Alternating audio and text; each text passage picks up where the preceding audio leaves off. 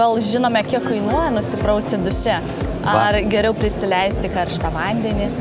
Va čia... Ne vandenį, o vonę. Taip.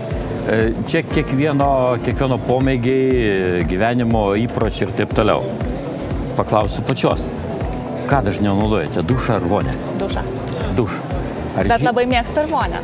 Tvarkoj, bet kiek kartų per metus vonę naudojate? Taip, galima būtų suskaičiuoti ant pirštų. Va, aš žinokit, prisipažinsiu, šiemet savo vonios dar nebuvo prisileidęs.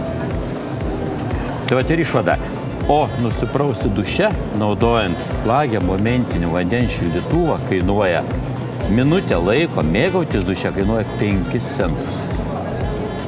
Skaičiuojant elektros kainą apie 20 centų už kilovatvalandę.